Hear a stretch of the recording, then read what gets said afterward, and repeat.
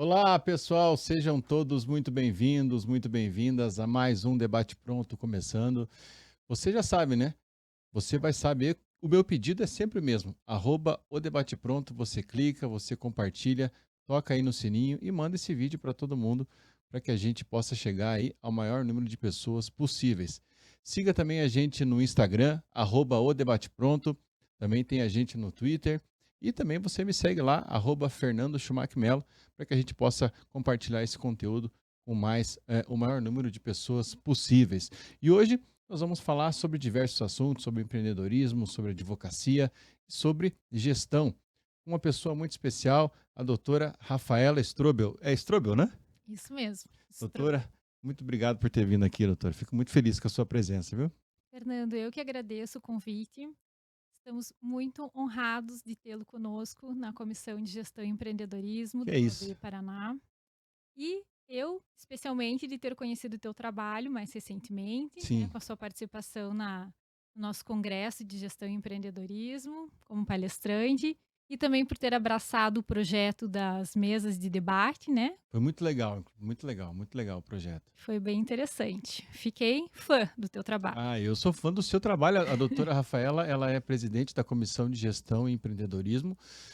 Doutora, passa aí para a galera já os arrobas, né, da comissão e o seu também, para quem quiser seguir, porque a gente sabe que tem muitos advogados que assistem, porque quem faz o programa comigo sempre é o professor Marinho, que é também, a quem eu mando um abraço, que é coordenador do curso de Direito da FAI.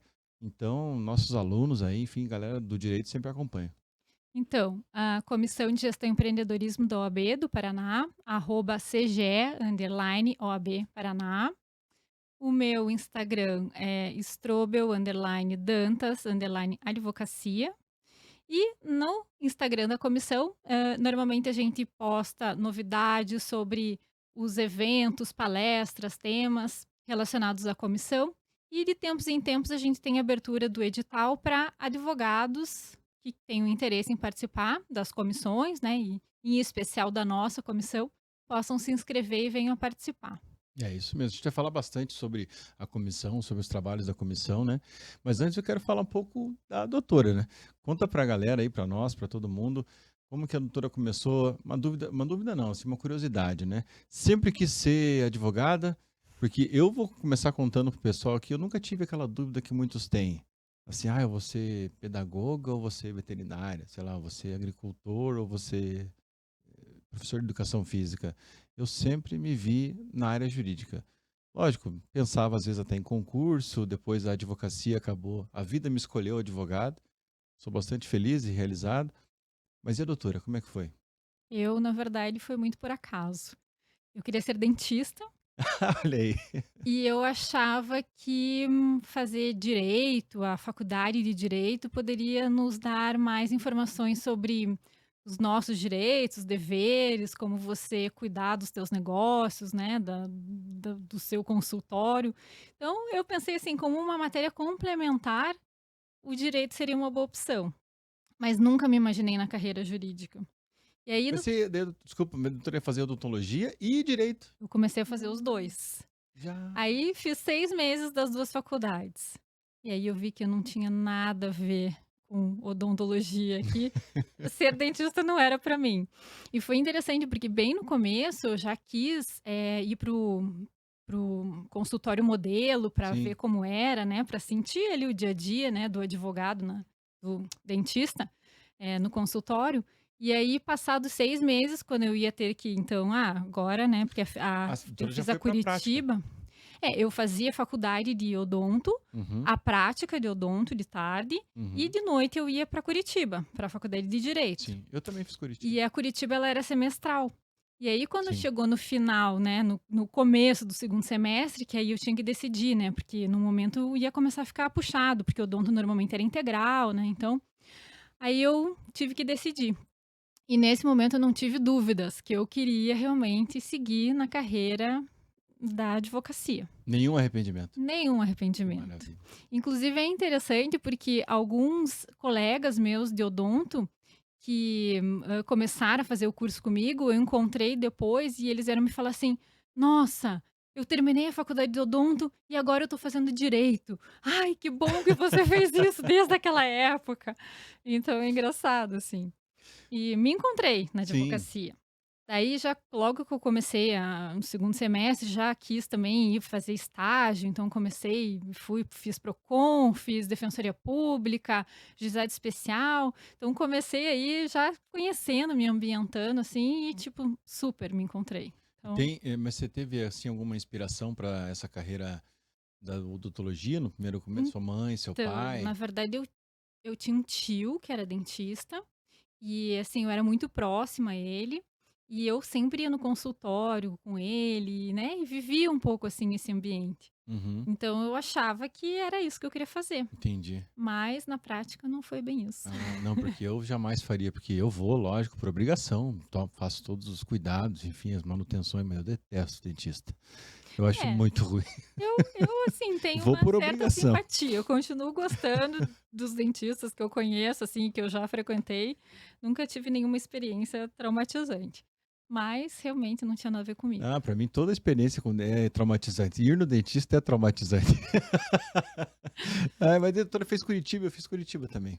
Mas eu Curitiba. peguei a transição ali do campus, faculdade de Curitiba, né? Do campus da Senadora Alencar para Chile, ali, bem naquele meados ali. Ela É, estava deixando de ser só direito e começando a eu em abrir. 2009 eu tive uma experiência na Uni Curitiba lá na Chile, porque eu fui Uhum. fazer uma pós-graduação. Ah, conheceu lá o Então, campus. conheci o campus, né, vivenciei um pouco Uhum. ali daquela nova experiência.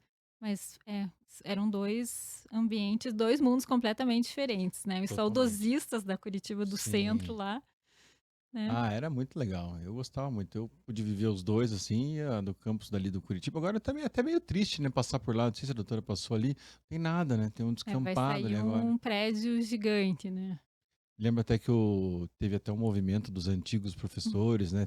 Fomos Foram fazer uma lá, foram despedida. fazer uma despedida e tudo mais. Eu quase fui naquele evento lá, mas aí acabou que não deu para ir. É, mas é evolução, né, ali já É, não. estava não tinha mais como continuar, né, o E pessoal não estavam ali fazendo nada com o prédio, né? acho que o prédio já era bem antigo, né, tinha vários problemas de locomoção ali dentro, questões do corpo de bombeiros também, então acho que É o aconteceu, né. futuro, né? É o É. futuro progresso. E daí a doutora começou já a trabalhar já no início da faculdade? Como é que foi assim a carreira profissional? É, aí fiz todas essas partes aí que eu acho que é super interessante fazer para conhecer um pouco cada um desses ambientes, né, para entender como funcionam essas coisas. Depois eu fui fazer estágio com um juiz, criminal, na verdade na época era execução de penas Sim. alternativas. E, porque eu pensava assim: "Ah, eu vou entrar num escritório já no começo da faculdade e eu acho que não vou fazer nada, não vão me dar nada para fazer e tal". Então eu pensei: "Vou começar por esses outros órgãos que, com certeza lá eu vou ter trabalho, as Sim. pessoas vão me dar responsabilidades, né, vão deixar eu fazer as coisas". Então fui, tive essa experiência, achei super útil, recomendo para todo mundo que esteja no início de carreira, que comece aí fuçando, desvendando, Sim. porque vale muito a pena. Eu E tive daí depois eu fui só trabalhar num escritório quando eu estava no quarto ano. Então, fui como estagiária, né, no sim. quarto ano. Eu tive uma experiência muito legal assim já no primeiro estágio, que foi trabalhar na Fundação de Assistência Social. Trabalhava numa Rua da Cidadania, com uma defensora. Aí eles distribuíam lá 10 senhas por dia, era muito pouco. Ficava aquela fila imensa e eu tinha que fazer a triagem do pessoal. Desde o primeiro período, você imagina, eu tinha 17 anos, né, quando eu entrei na faculdade. E as pessoas, às vezes, chegavam ali todas, né, desesperadas, gente ali que tinha sofrido tudo com quanto é tipo de violência. Eu tinha que fazer aquela triagem ali, era só eu e a defensora. E para explicar para o pessoal que ficava lá que só tinha 10 senhas, não era nada fácil. Eu ganhava R$ 159.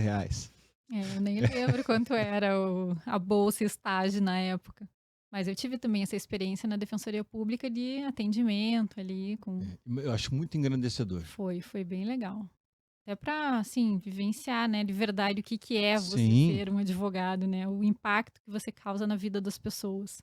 porque uma coisa é você ter ali a legislação, né? A outra é você ter a pessoa que precisa da prestação judicional, né? Exato. Isso é bem importante, né? E às vezes a gente acaba vendo isso na prática, né? A gente até consegue ali a sentença, mas entregar o direito é às vezes mais difícil, né? Exatamente. Mas conseguiu trabalhar, então eu também trabalhei em vários órgãos públicos, depois fui fazer estágio em um escritório de advocacia só no último ano.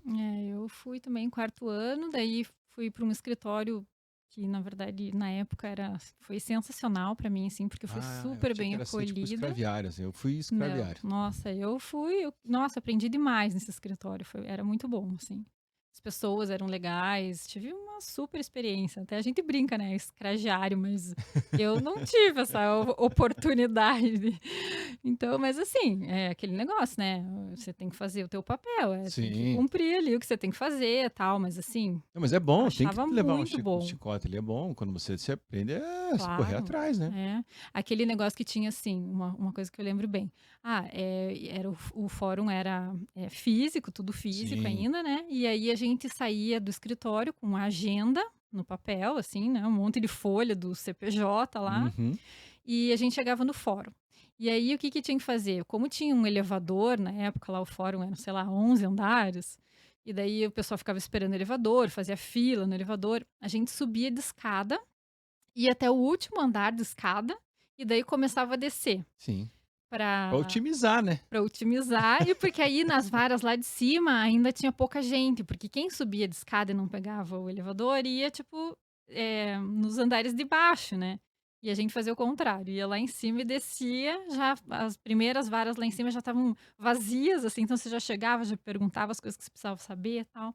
E uma coisa interessante que tinha no escritório era assim, tipo, a Ju, né, que foi aí a advogada que minha inspiradora, na verdade. Uhum. Ela falava assim: "Você não volte sem essa informação, porque essa informação é relevante".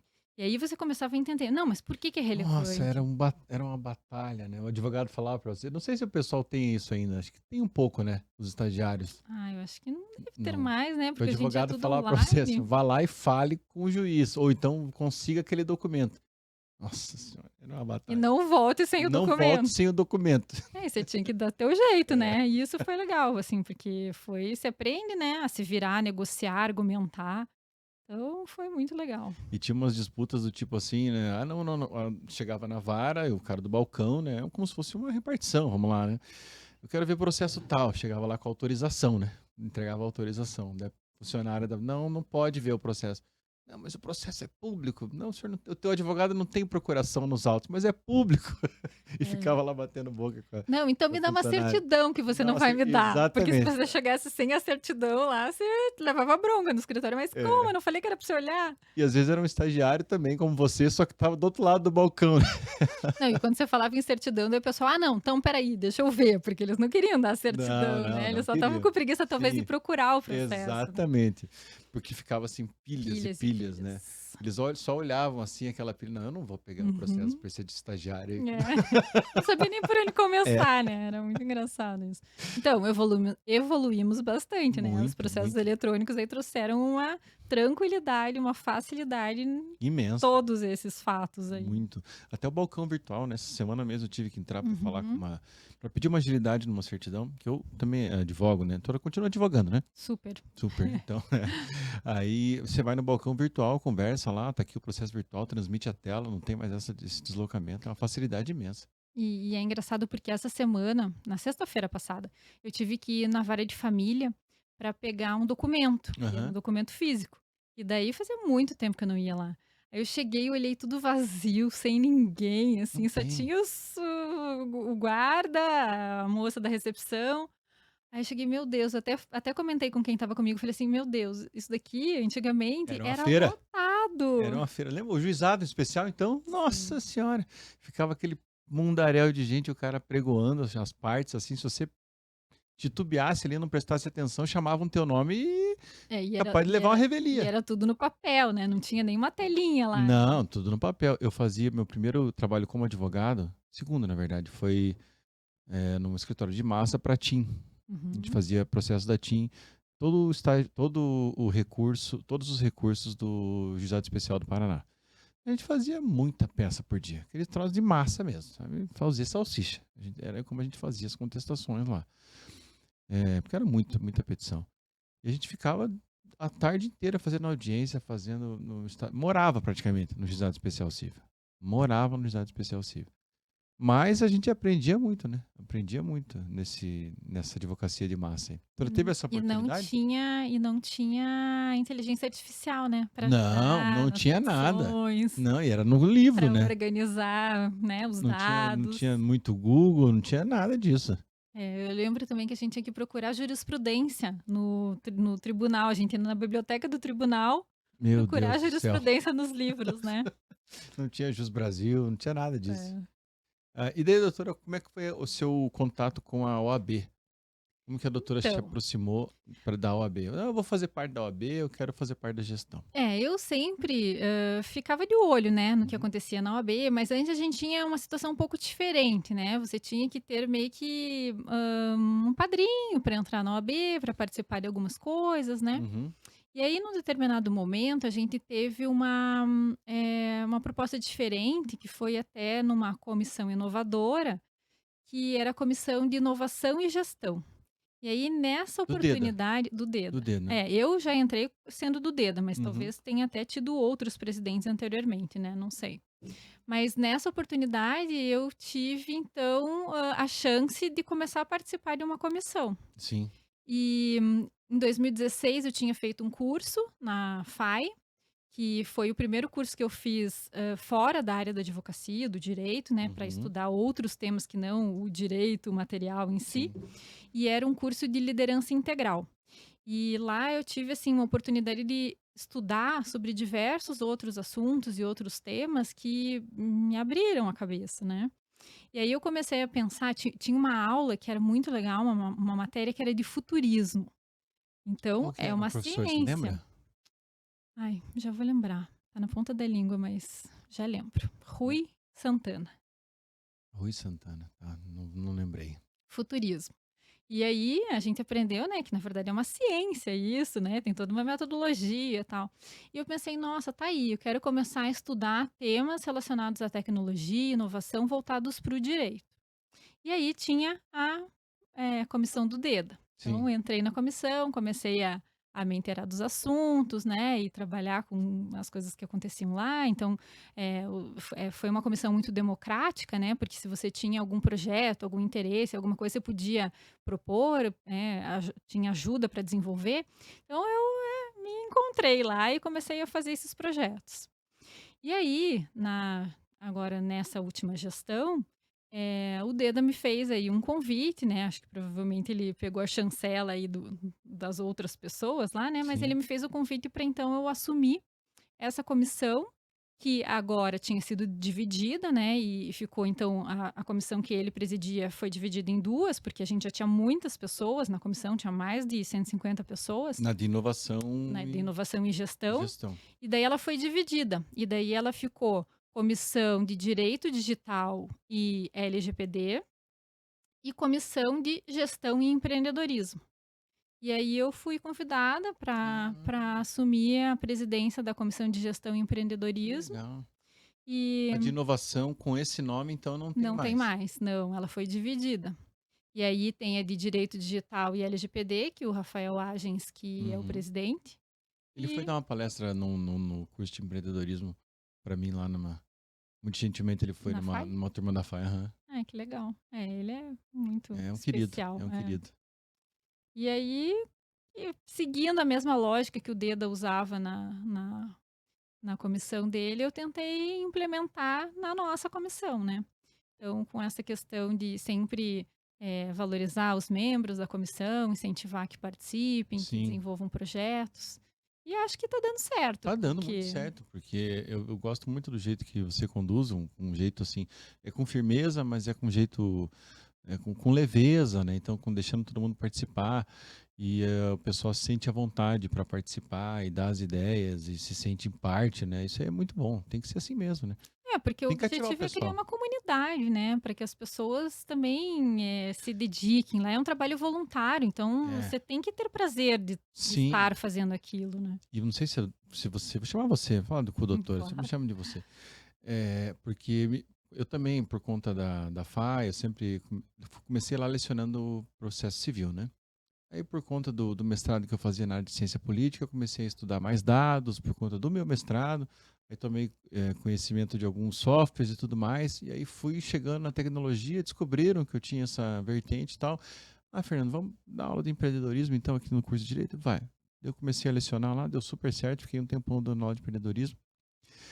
E, e isso me fez pensar que o curso de Direito, ele precisa de mais disso, né? Precisa de mais esse aprofundamento nessa área dos dados, né? Na área do empreendedorismo como um todo. Nós não tivemos, né? Eu acho que as outras faculdades também não têm. Na FAI eu sei que É, tem. até me chamou a atenção por você me contar que na FAI existe uma cadeira específica de empreendedorismo. Todos os cursos têm. É obrigatório. Interessante. Não tem um curso que não tem empreendedorismo. É institucional. Eu tô, assim, bem por fora de como estão as cadeiras nas faculdades de Uhum, direito. Mas eu entendo que é fundamental a gente falar sobre isso e trabalhar esses temas, com né? certeza. Porque empreendedorismo, todos nós temos, né? Então, assim, alguma coisa de empreendedores nas nossas vidas. Uhum, E a gente tem que polir, né, essas nossas qualidades e total. talvez estimular. Se a gente não fala sobre essas coisas na faculdade, fica mais difícil depois, né? Quando a gente sai da faculdade e vai enfrentar o mercado de trabalho. Sim, estava numa uma palestra, num evento nesse sábado, e o palestrante é o Renova BR, o evento. É um, perdão, um evento de liderança política e tal. Ele foi dar uma aula de oratória. E hoje ele foi campeão de oratória durante 2 anos seguidos. É chamado Eu Professor de Oratória, tem não sei quantos milhões de seguidores no Instagram e tal. E ele foi advogado, e ele estava falando, ele é bem mais jovem não, um pouco mais jovem que nós. E ele dizia assim: a gente sai da faculdade de Direito muitas vezes sem saber falar. É, não falar, conversar, mas sem saber vender, sem saber fazer um pitch. Eu garanto que tem acadêmicos vendo a gente que talvez não saibam o que é um Não tenho pitch, nem ouvido falar, né? nem sabe o que é um pitch. Não tem como uma pessoa ver. Como é que vai vender o seu serviço sendo um advogado? Ah, mas eu quero fazer concurso público. Minha gente, quantos É anos a você vai mesma passar coisa, fazendo né? concurso público? Não, mas é a mesma coisa, porque às vezes você tem que se posicionar quando você tá numa carreira pública como servidor. Sim, Você também precisa fazer prevalecer aquele teu posicionamento, né? Uma argumentação persuasiva. total. Então, esses temas realmente são super interessantes. E na sua advocacia hoje, doutora, qual que é a sua área? O que que a doutora. Então, aí, no meu quarto ano da faculdade, eu entrei num escritório que era um escritório mais voltado para o direito tributário, né? Uhum, Bastante direito empresarial. E desde então não saí mais dessa área, porque aí depois fui para um outro escritório, que era um escritório grande, com várias sedes em vários lugares do Brasil, e sempre atendendo empresas. E fiquei nessa área aí do direito empresarial. Mais recentemente, eu tenho tentado focar numa especialização. A gente escuta, ah, não, você tem que ser especialista em alguma coisa, né? Mas sim. o que eu comecei a perceber? Os meus clientes, na sua maioria, eram empresas da construção civil. Uhum, Então eu pensei, eu acho que tá aí um nicho para você se especializar, né? Ao invés de eu ser advogada trabalhista, advogada tributarista, eu foquei em ser uma advogada empresarial voltada para o ramo da construção civil. Porque a gente tem muitas peculiaridades. posso É, fazer um parênteses? pode. No escritório que eu estou agora, a gente trabalha no setor de civil estratégico, né? Eu e mais 2 advogados, doutora Lorena e doutor Bruno. E isso eu acho muito legal que a doutora está falando, porque os novos advogados, às vezes a gente fala se especializar, não é só se especializar numa matéria, em processo civil ou em direito criminal, é se especializar muitas vezes num ramo de atividade do cliente, se Exatamente. especializar em construção civil. O nosso escritório lá, por exemplo, é na cadeia do abastecimento. Nós atendemos eh, transportadoras e distribuidoras, basicamente, e atacarejos. Então, essa é a nossa área de É, especialização. porque a gente vê que, assim, esse nicho de negócio, ele tem peculiaridades, né? Tanto na parte tributária, é muito específica, na parte trabalhista também é muito específica.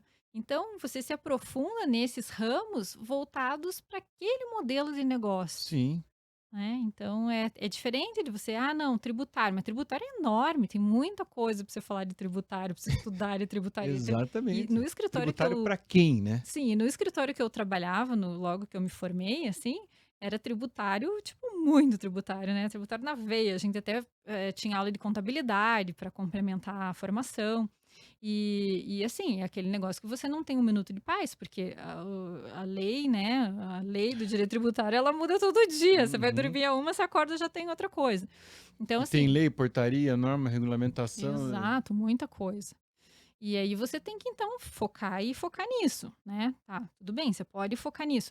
Mas o que acabou acontecendo na prática é que como as empresas que eu atendia, eram, empresas do ramo da construção civil, a gente via que eu não precisava saber todo o tributário de todas as outras áreas. Eu foquei só no tributário da construção civil, né, trabalhista a mesma coisa. E Sim. assim, com a prática você vai aprofundando, né, esses seus conhecimentos nessa área específica.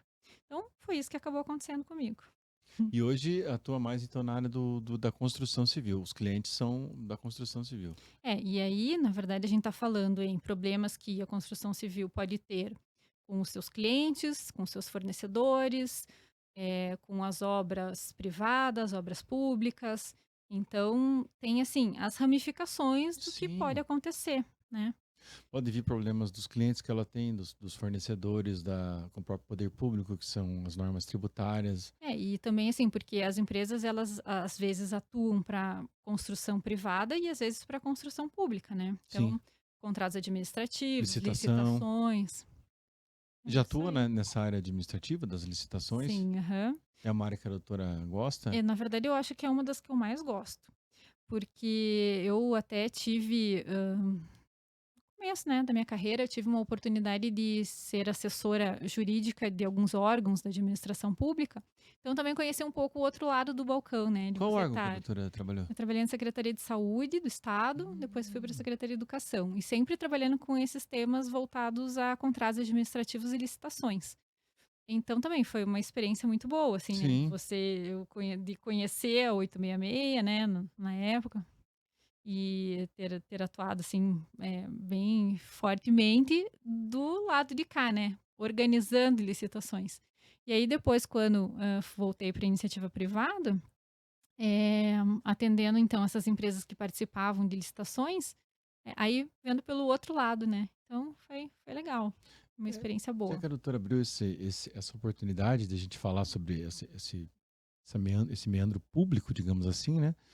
Qual que é a sua visão com relação a... Muitas vezes parece que não tem como fazer contratação sem dar algum problema. Seja do Pois ponto de é, né. vista de aditivos, seja do ponto de vista de o empresário faz tudo o que pode, mas muitas vezes não tem como trabalhar sem que devolva alguma coisa pro... Eu nem estou falando de corrupção, estou falando de dificuldade de Fazendo tudo prestar o certo fica serviço. difícil. É, Então, eu acho que a lei de mediação pública, né, uma lei de uhum, 2015, ela veio numa boa hora, né, mais tarde até do que deveria vir, sim, mas, ela precisa ser usada, ela precisa ser implementada, usada, né, porque, muitas vezes o que a gente vê é medo, né, por parte do contratante de decidir de uma forma ou de outra, sim. eh, às vezes falta de comunicação, né, então assim, ter um âmbito para que contratante e o contratado possam efetivamente sentar e conversar com a chancela, né, de alguém que seja neutro, que vá realizar aquela mediação, é uma coisa que resolveria 100%. 100% não digo, mas 99% dos problemas seriam resolvidos. Porque quando a gente vê Tem que ser mais maleável, né? Porque se for exatamente. esperar muitas vezes, uma merenda, falamos de uma merenda, mas estamos falando da E na construção. verdade não é assim, não é nem, ser maleável, é abrir mão da Não, legalidade, não é isso. maleável não é sentido de maleável ilegal. Estou É ter falando de bom ter senso. eficiência e agilidade. Bom senso, na verdade, Isso né. mesmo. E boa vontade, bom senso e boa vontade. Porque, quando a gente vê, né, contratos na área, privada, então eu vou construir uma coisa para você.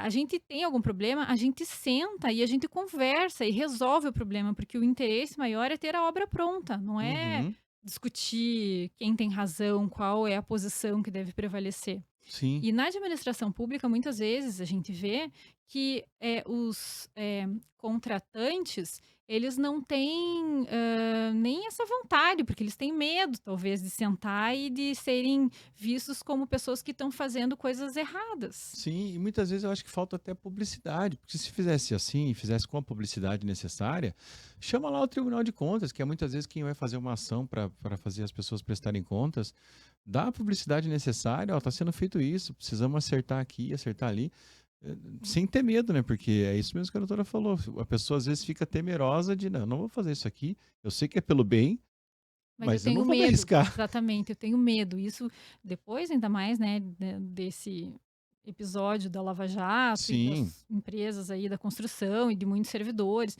Então, assim, o pessoal ficou com muito medo de decidir. é. Medo de estar fazendo alguma coisa errada, né? Assim, até de boa fé. É, Então, e o Brasil tem um pouco disso, né? Uma coisa que a gente precisa evoluir também, né? Porque as coisas ficam totalmente taxadas. Se você é político, você é corrupto. Se você vai contratar com o serviço público, olha lá, isso é picareta. Você vai, às vezes, muitas vezes, fazer uma prestação de serviço público, o cara não está nem. Tá saindo elas por elas, não está nem lucrando, mas vai manter a e às empresa vezes está aberta, tendo está prejuízo tendo para estar lá. prejuízo para estar lá. Não, tá fazendo. Alguém está lucrando com isso daí.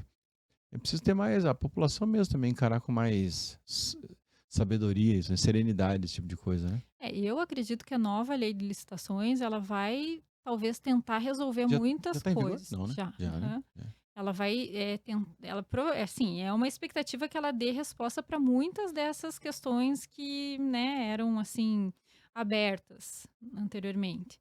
Então, eu acredito, sou otimista em relação à aplicação da nova lei e acho que a gente pode ter bons resultados. Principalmente porque a lei, ela expressamente prevê algumas situações em que o direito nas contratações administrativas dispõe que é um direito disponível, né? Sim. E que quando for tratar de contrato, reequilíbrio, revisão contratual, indenização, que a gente tem a possibilidade de sentar e conversar e decidir sobre esses temas. Ah, tem que ser assim. Aproveita que você está aí escutando a gente, vendo a gente, segue o Debate Pronto no Instagram, @o Debate Pronto. Siga também a gente no YouTube, @o Debate Pronto. Compartilha esse vídeo, aproveita que você está aí, curte, aperta no sininho. Siga também as nossas mídias sociais, @Fernando Schumacher Melo e a doutora Rafaela Strobe. Doutora, mais uma vez, as suas mídias sociais aí pro pessoal. Então, Strobel, underline Dantas, underline advocacia.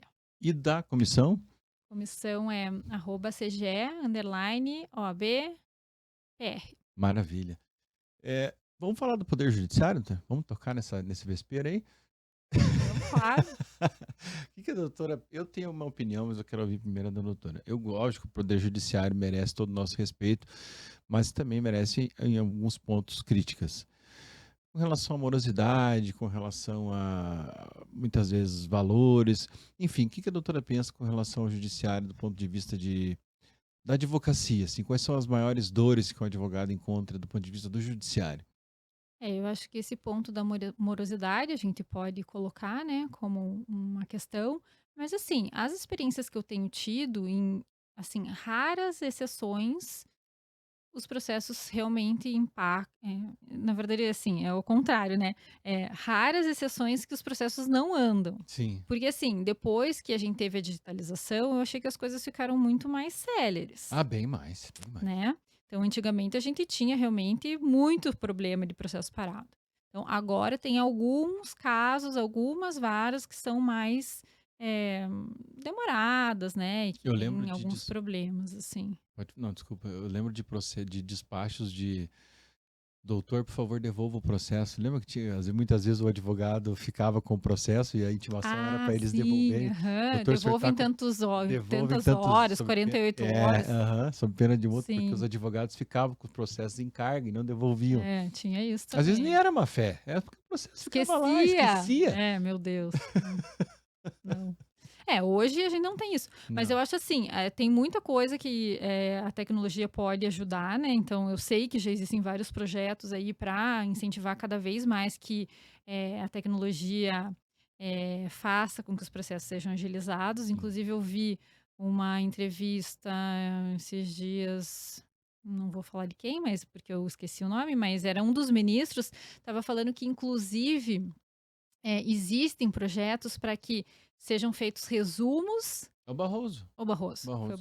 Barroso. Até fiquei pensando, ele estava participando do G20, né? E Então, aí ele fez essa vão decidir sem declaração. ninguém, né? Sem a ajuda de ninguém. Exato. E aí, inteligência artificial, né? Entrando aí com força total no Poder Judiciário. Ô Barroso, eu fico feliz, porque pelo menos os robôs não vão ter 60 dias de férias, né, meu Vai querido Barroso? agilizar. Vai agilizar isso daí, não vão ter quinquênio. Aliás, o quinquênio o Pacheco tirou de votação, fiquei Não, feliz, mas na Pacheco. verdade tem que ser assim.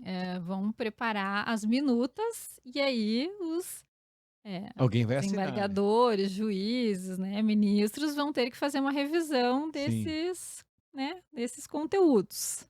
Então aqui a gente entra num outro ponto, né, inteligência artificial. A gente tem a questão da transparência, né, que é um tema aí que precisa ser debatido. sim. A questão também eh, dos vieses, né, porque muitas vezes as Questões de bases preconceito, as né? bases Os foram códigos. adequadas foram alimentadas com questões, né, com algum tipo de viés estrutural que pode impactar. Uhum. E aí vamos ver como é que vai ser isso, né? Sabe que Questões numa sala, éticas. num primeiro período, esses tempos atrás, eu coloquei essa questão. Foi assim, inocentemente, eu coloquei essa questão como uma parte introdutória de uma aula. O que vocês acham? A gente ia falar sobre Schumpeter, crise era oportunidade, uma teoria do empreendedorismo. Eu não me lembro exatamente porquê, mas eu questionei se eles aceitariam cumprir uma ordem de uma máquina, assim. Pra que eu fiz isso, né? Não teve mais aula. Polemizou. Polemizou. E era uma turma muito ativa. E eu, particularmente, gosto quando eles são assim. Quer me deixar assim desanimado, é uma turma que não é ativa, aquela Que não turma que só tem. participa. Eles eram bastante ativos. E foi excelente, foi sensacional. Não, porque ele jamais cumpriria, assim, cumpriria porque é obrigado, mas quem que me garante que eles não são preconceituosos? Quem que desenvolveu esse código? Como é que eu vou ter garantia disso? E outros falavam, não, mas com certeza alguém fez, deve ter garantia, deve ter todo um algoritmo. Eu confio muito mais do que um juiz ou que uma juíza aí. É algo que a gente precisa colocar em pauta É. daqui a pouco. E porque, na verdade, assim, se for nessa tendência, então vai fazer tipo uma análise dos dados, né, jurimetria, e vai ver, a Sim, tendência, como é que foi, quantas decisões de primeiro grau foram nesse sentido, quantas foram reformadas. Então, tudo isso é levado em consideração. Só que para o direito, como a gente trata de sutilezas, né, então coisas muito específicas, a gente tem essas questões que podem ser, né, que a gente precisa saber exatamente quais são os requisitos que estão sendo utilizados para decidir de uma forma ou de outra. sim. Tem Acho que na uma parte executiva, quando já está tudo decidido, e são só questões de bloqueia ou não bloqueia, cumprimento aí dá para e fazer coisas que são bem tranquilamente. objetivas, É. né, que preenchem um checklist ali. Essa que é a questão. Eu acho que a gente tem que, mais importante do que essa discussão de fundo, que às vezes é até mais bonita e romântica, se a gente vai aceitar ou não a IA, é padronizar as petições. No futuro, não sei se a doutora concorda, eu vejo o peticionamento como se faz imposto de renda. Uhum, seria muito mais prático, né. Uma planilha que daí, aí eu vejo uma inteligência capaz de ler, porque vai ser tudo padronizado. Você sabe que tem um dos engenheiros que é meu cliente, que ele fala assim: "Meu Deus, mas por que vocês escrevem tudo isso? Por que vocês não fazem uma planilha para colocar essas coisas? E cada um Seria com o seu muito mais timbre, fácil". cada um com o seu jeito. Um faz com Times New Roman, um é com uma fonte assim, e fonte 10 e recuo para cá. Aí é difícil para um sistema ler mesmo, Sim. né? Assim, no STJ, eu acho que ele já tem, né, um método bem avançado ali de inteligência artificial que está fazendo já a triagem dos processos, né. Então, assim, dizem que se você souber, exatamente o que escrever na petição, de que forma você escreve um recurso especial, Sim. você tem mais chances de que o robô, Não aplique a eh súmula 7. admita o processamento do teu recurso. Então eu acho que a tendência é essa. Aí eu queria saber quem é que tem o acesso a esse algoritmo para ir lá chamar ele no podcast, conversar, assim, conta para nós como é que faz. É, e aí que tá, na verdade, se tem uma pessoa, todo mundo tem que saber, né? Não pode ser uma pessoa, é, Privilegiada. pois é, só ele sabe. Não, a gente tem que saber quais são os critérios, quais são Sim, os requisitos pra gente, né, de boa fé, jogar teoricamente, aberto. teoricamente tem que ser os mesmos critérios que uma pessoa física faria, né? É, pois é, mas daí é aí que tá, né? Como é que a gente sabe o que que a inteligência artificial pensou?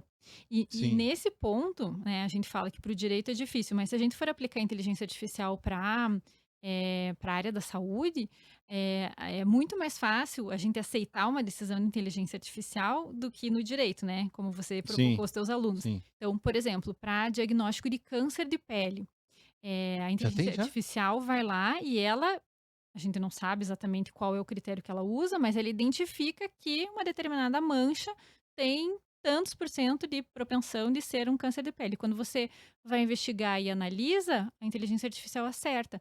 Mas muitas vezes você não sabe quais critérios foram utilizados para decidir daquela forma. Então, É. aqui que está o ponto. Quando é para diagnosticar uma doença, tudo bem, né? Você aceita Sim. usar, independente de qualquer Porque você só quer questionamento. tratar. É. Agora, quando você vai usar para outra coisa, talvez, para algum outro tipo de utilização, aí a gente entra aí numa discussão de ética, né. Sim. É, e daí entra a questão da isonomia também, né? Porque se eu sei como fazer chegar a um recurso diferente do outro, não dá, né? Tem que saber, tem que ser aberto, tem que ser o código aberto. Mas é muito difícil também, né? Essa A gente também é vai ter uma que fazer um curso de programação de dados também. Todo mundo vai ter que ter Excel. Eu acho que já deveria ter, inclusive, fica aí a dica, tem que ter Excel nos cursos de direito. É impossível também acho. um advogado sair da faculdade como Sem eu saber sair mexer em analfabeto em Excel, Excel. é. É. E o Word também, né, E tem um gente Word que não também. sabe nem como faz Recuo. formatação, É. parágrafo, né, tipo, uma coisa tão básica, mas é isso aí. Doutora, me diga uma coisa. E pergunta mais pessoal. Você tem filhos? Como é que é a vida, a família? Então, tenho 2 meninas de 13 e 15 anos, e tenho todos os desafios aí de Como é ser que é dona de casa também, né. para controlar tudo isso e dar conta de tudo e mais a comissão? É. Na verdade, eu acho que ter uma rede de apoio é muito importante, né, Sim, ter pessoas que estejam ali junto com você né, sendo parceiras, né, e te sim. ajudando. Mas aí a gente faz de tudo um pouco, né. Tem, Pega na tem. escola, leva pra lá, leva pra cá, às vezes pede ajuda. Então é isso. E como que a doutora encara a questão da OAB, assim, no papel social, né, esse papel da OAB? Porque muitas vezes a gente vê a OAB, por exemplo, na questão quando tem um impeachment, a OAB vai lá e fala: eu sou a favor do impeachment. Esse papel mais político da OAB. É um importante órgão de pressão, né? A OAB ainda tem esse status importante, mais no nível nacional, né? E eu tenho escutado muita gente falar: a OAB não deveria se posicionar, a OAB tem que se posicionar, outros advogados, porque eu também tenho muito contato político, né? Não contato pessoal, contato com o mundo político, né? E agora a demanda é no seguinte sentido: a OAB deveria falar mais com relação aos abusos do Supremo, com relação a esse ativismo do Supremo e tudo mais, esses inquéritos que não acabam, essa coisa toda. O senhor acha que deveria ter algum posicionamento maior da OAB ou não? E na verdade, assim, eu sei que a nossa OAB do Paraná, ela fez umas manifestações, né, Uhum. quando estava no auge ali, ela se posicionou, se manifestou, mas assim, não sei exatamente dizer, de que forma foi, como foi, né, e também não vou nem ousar dizer se eu fui contra ou fui a favor. Sim, sim. Mas o que eu tenho visto nessa gestão é uma vontade muito grande de democratização da OAB. Então, até com a criação dessas novas regras para a composição das comissões, hoje a gente tem, acho que, perto de 100 comissões na OAB aqui em Curitiba, e de diversos temas, com a possibilidade de participação de 130 advogados em cada uma dessas comissões. A Não, nossa tem não, acho que é quantos? mais, acho que é 230 A advogados. nossa tem A quantos? nossa tá perto de 150, mais ou Ah, tem menos. bastante. Inscritos, né? Porque Sim. assim, não são todos que são ativos, que participam, Sim, né? Às sim. vezes algum se interessa por um tema, outro por outro, mas o que era antes muito fechado, muito restrito, nessa gestão se democratizou. Então, se você tem interesse em participar de alguma comissão, de algum tema, né, de alguma das comissões que já existem, é só você participar dos editais, né? E se você preencher os requisitos, você pode participar. Sim. Então, isso foi uma coisa, assim, muito interessante, porque, eu acho que o papel das comissões, especialmente, é justamente de debater assuntos, né, de auxiliar a presidência em determinados temas aí das áreas que são afetas, e criar ambientes em que a gente possa compartilhar o que a gente sabe com os demais advogados, né. Totalmente, porque a gente que teve mais contato com startups ou esse mundo da inovação na tecnologia, percebe o quanto eles são cooperativos. Exato. Eles dividem o conhecimento, eles cooperam, eles competem, mas eles cooperam muito entre si, eles dividem conhecimento. É algo que eu não vejo muito frequentemente no mundo jurídico. Pelo E contrário, eu na existe um comissão eu individualismo tenho muito tentado grande. estimular isso, né, eu acho que a gente Exatamente. tem que trabalhar, porque assim, hoje você está numa posição, amanhã você está na outra, mas, vocês podem trabalhar juntos mesmo sendo concorrentes, né. Então, Sim, não sei, eu tenho tentado estimular bastante e tem isso conseguido. dentro da nossa comissão. Tem conseguido. Fico muito feliz de participar da comissão, porque é um lugar muito. Às vezes não consigo estar em todas as reuniões, confesso, mas nas últimas duas que eu estive, tanto no evento quanto naquela mesa redonda, foi muito legal. Na última reunião eu estive também e vou tentar estar em todas aqui para frente. A gente já tem aí outros projetos em andamento, a gente tem, eh, um podcast Uhum. em Vai tirar do vias de papel? sair. Uhum. Opa, maravilha. Previsão de 7 encontros para debater sobre temas voltados à Que gestão, criação de legal. escritório, né, e desenvolvimento. A gente tem também um projeto de jurimetria sobre as decisões dos tribunais de ética em relação à publicidade na advocacia, né, o marketing, eh, no ambiente, dos Digital? escritórios, ambiente digital. Eu Eh orientei um TCC disso uma vez, vou mandar para você. Foi então, bem bem legal. legal, porque a gente está querendo ver de que forma os tribunais de ética estão decidindo Uhum. já de acordo com o provimento de 2015, né. O TCC era assim, as alunas pegaram acho que 150 publicações e elas, de acordo com os parâmetros do código de ética, elas catalogaram. Tá dentro, tá fora, tá dentro, Que tá fora. Foi bem legal. legal. Foi Olha, será que publicado elas não até. querem ajudar a gente nesse projeto? Ah, mas eu Bem mando para legal. elas amanhã ou hoje mesmo já Elas já falo para têm essa elas. experiência, acho que Sim, seria bem sim. interessante, né, essa contribuição. Uhum.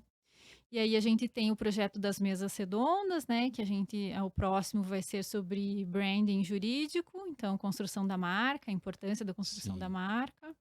Depois a gente tem, também uma mesa redonda que vai falar sobre, a ciência da felicidade, segurança psicológica e o conflito de gerações na Isso é advocacia, que é legal. um tema que também está, Isso é interessante. né, sendo, assim, muito, trabalhado ultimamente.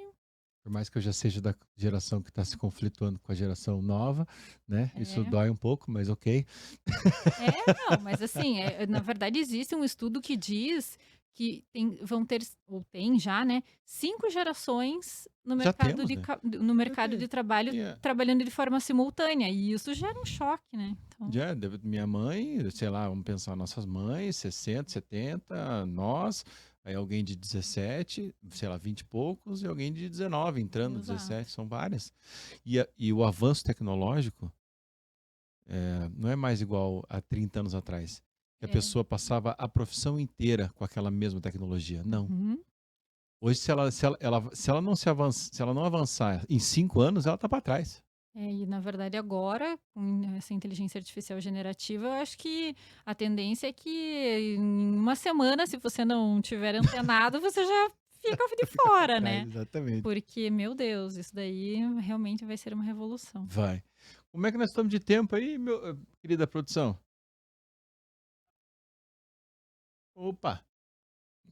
Doutora, encaminhando aí já para o final, tem alguma mensagem que a doutora gostaria de passar para futuras gerações ou as gerações atuais, o pessoal da nossa idade, a advocacia, o que a doutora pensa da advocacia, uma mensagem legal que que a doutora queira Olha, passar? uma coisa que eu sempre tenho refletido a respeito, né? Além da gente saber as questões técnicas, né, do direito, estudar o direito, a gente precisa desenvolver outras habilidades, Sim, né? Então, as habilidades comportamentais, que hoje em dia, né, está se falando muito, principalmente para advocacia, a questão de empatia, de relacionamento, de oratória, de escutativa. Então, são características assim muito importantes e que precisam ser desenvolvidas pelas verdade. novas gerações, mas também pelas gerações mais antigas, né? Porque muitas vezes eh, ah, viveu a vida inteira pensando que tem que ir para o conflito e hoje em dia a gente vê que muitas vezes uma mediação, uma negociação, né, são muito Sim, melhores e muito mais satisfatórios para resolver problemas do que você ter uma briga, né? Como você falou no começo, uhum, às vezes você ganha, mas você não leva, né? exato. E quando você vai para uma área mais pacificadora, mais voltada para alcançar os interesses, né, que as partes disputam no conflito, você acaba tendo uma experiência muito mais, gratificante, né, com a advocacia.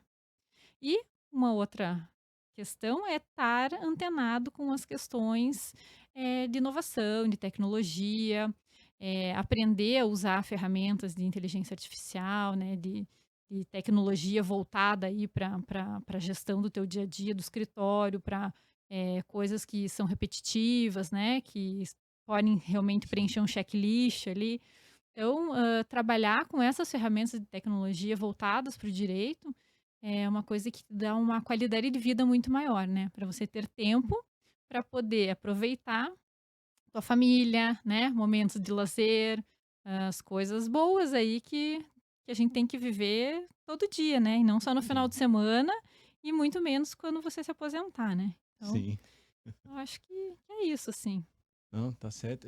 Ainda antes da gente encerrar, eu acho que sobre o conflito de gerações, eu me lembrei que a gente sempre escuta, né, geração mimimi, essa geração e tal. Mas eu, como convivo bastante com jovens, eu penso assim, e também vendo como é que hoje a gente cria os nossos filhos e tal. Tu falou que tem filhos, né? Eu tenho um menino de 8 anos. Eu sei que eu crio meu filho com cuidado muito, não um cuidado, né, mas com um mimo muito maior do que a minha mãe me criou, e a minha mãe foi criada com muito menos mimo do que, né? Enfim, então se a geração hoje é mais sensível, a culpa é da geração anterior, né? Não é dessa geração agora. Então a gente tem que olhar para essa geração nova com cuidado e com carinho também, não apenas acusando eles de mimizento. É E que a outra culpa são coisa, dos pais, né. dos pais. A Também culpa é acho. nossa, inclusive, né? Se eu quiser um filho menos soft, mais resiliente, eu que tenho que fazer isso. E a outra questão, essa geração, ela é totalmente bombardeada pela imagem, a necessidade de ser bonito, de ser rico, de ser imediatista, da velocidade das mídias sociais. Então, a gente tem que ter muito cuidado, tem que exigir deles essa preparação, essa resiliência, mas tem que ter cuidado na cobrança também, porque a cobrança no mundo deles também é extremamente cruel. Se há 40, 60 anos atrás, 30 anos atrás, um curso de datilografia, um ensino superior resolvia a tua vida, hoje nunca. O mundo exige muito mais desse pessoal. Exatamente.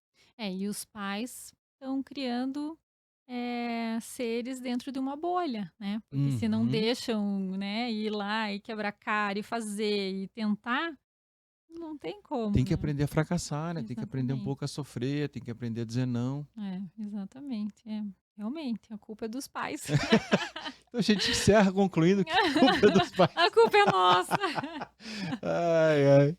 Obrigado, doutora Eu que Rafaela, agradeço. imensamente. O papo foi Muito muito obrigada pelo legal. convite, foi muito legal. É isso Então, aí. E você que ficou com a gente até agora, mais uma vez, curta, compartilhe, siga a Gestão e Empreendedorismo, siga a doutora Rafaela Stoiber no Instagram. Obrigado e até o próximo Debate Pronto. Um abraço.